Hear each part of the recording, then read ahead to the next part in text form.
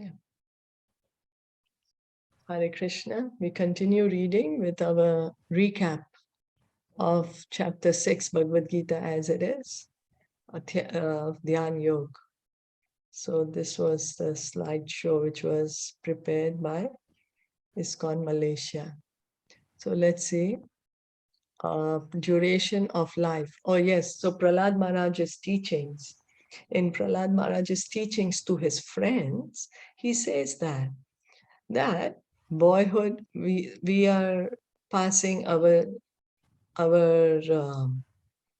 life. Our life, 30 years of our life is going in sleeping.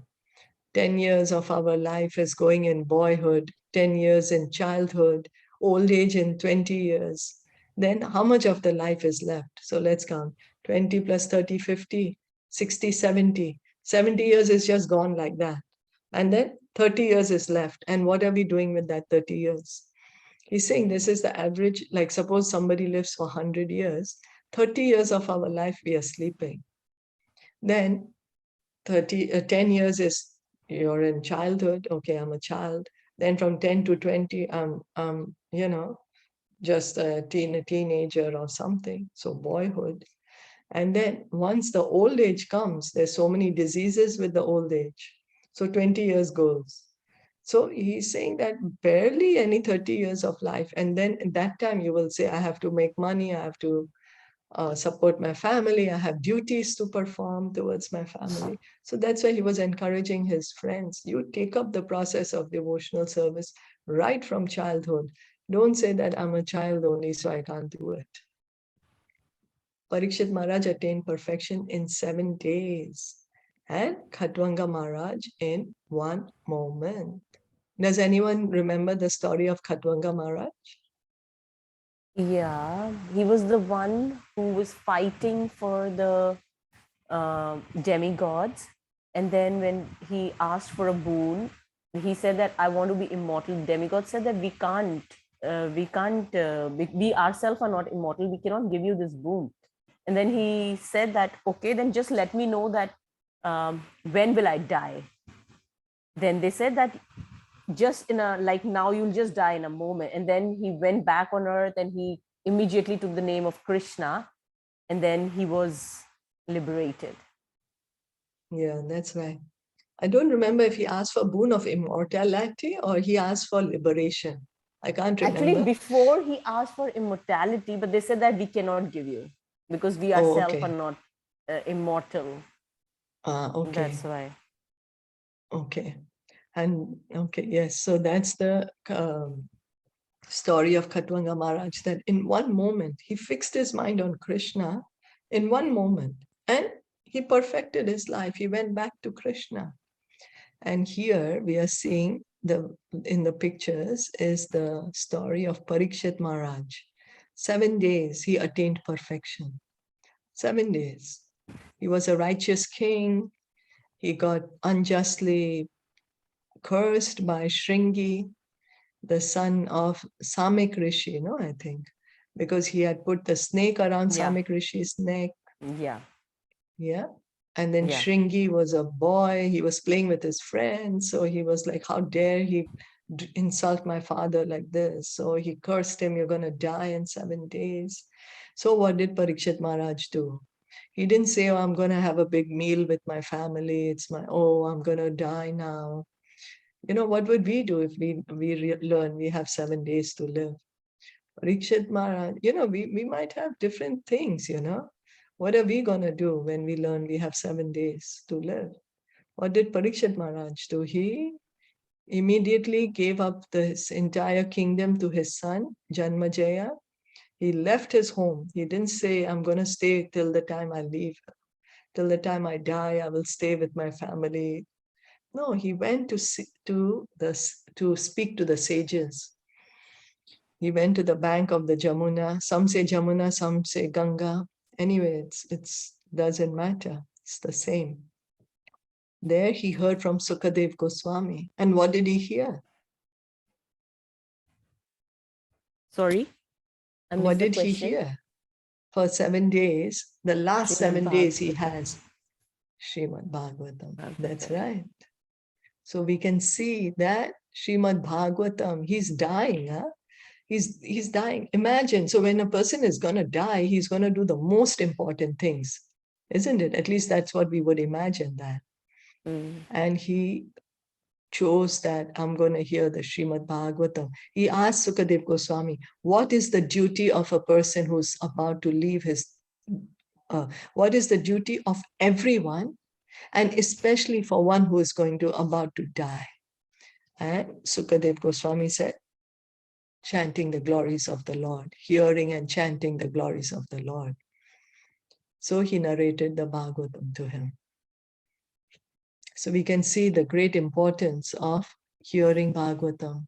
And then when Takshak, the snake, was about to bite Parikshit Maharaj did not even feel it because he was already in Samadhi. By hearing Srimad Bhagavatam, his mind was fixed on Krishna. He was already gone to the spiritual world. And Takshak just bit the body that was left behind of Parikshit. So he did not get scared. Oh, I'm going to die. The snake is going to kill me. If Parikshit Maharaj wanted, he could have counterattacked the curse. He could have stopped the curse, but he said, no, I take it as a mercy of the Lord. And he began to hear Srimad Bhagavatam. And in this way, by hearing Srimad Bhagavatam, he attained perfection. He fixed his mind on the Lord and went back home, back to Godhead. How long do we have? How long do we have? We don't even know how long do we have. Parikshit Maharaj knew he had 7 days. We don't even know. So can we really do Ashtanga Yoga in the hustle and bustle city life? We are living in cities. We can't go and live in a forest alone by ourselves. Some people may be able to do it, but what about the general mass of people? So then is that perfection is only for some people? No, perfection should be for each and every individual, not for only few people.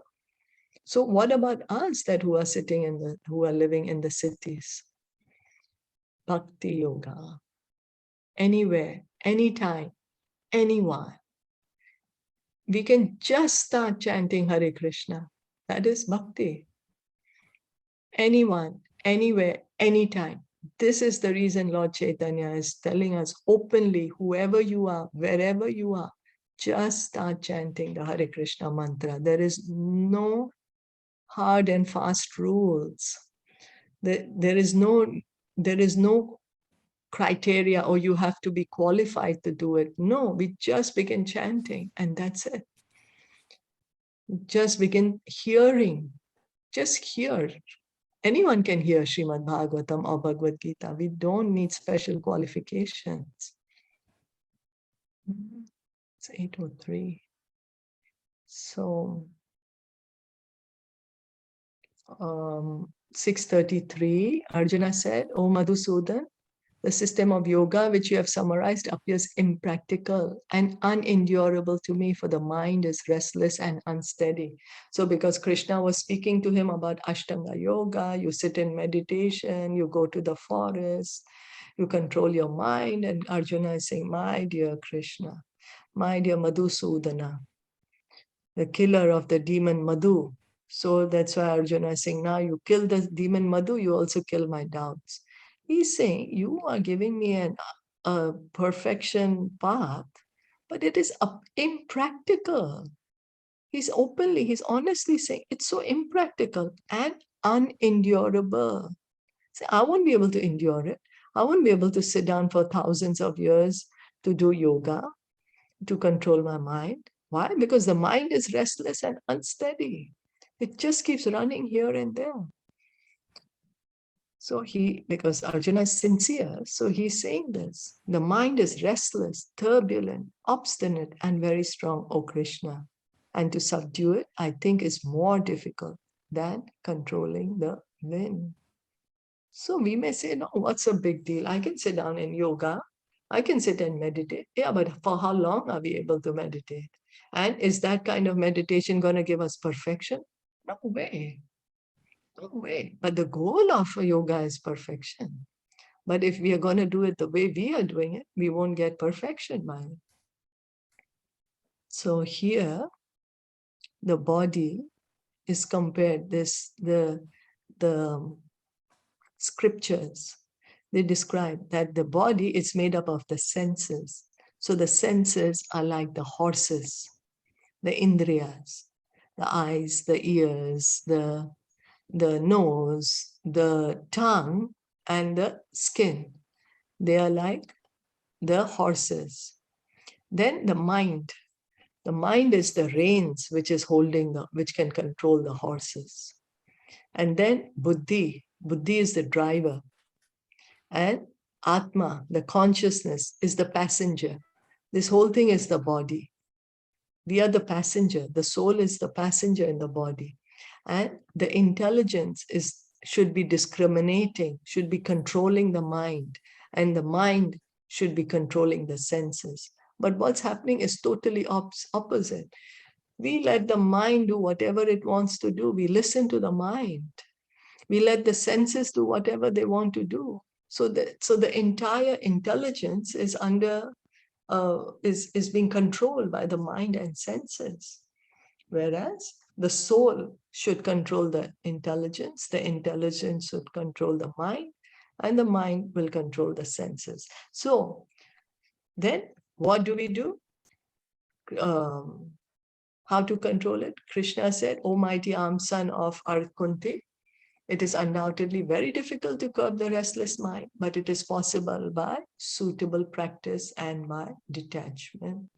He's saying you practice and detachment. He's saying suitable practice. What is the suitable practice? Hearing and chanting.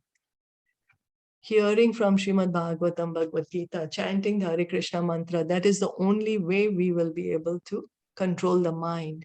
We will see there are so many other theories, so many people speak of control of the mind. But Krishna is telling us one way, which is the surest way that the mind can actually be controlled. And that is by practice and detachment, practicing of chanting the holy names, practicing of hearing the glories of the Lord. Just see how much more is that. About 1, 2, 3, 4, 5. So we'll stop here for today and we can continue with it tomorrow.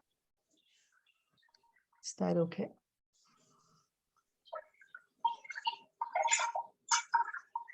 Yes. So thank you so much for listening and joining in. Bhagavad Gita ki jai, Shilpa Prabhupada ki jai, Gaur Bhakta Vrinda ki jai. Hare Krishna.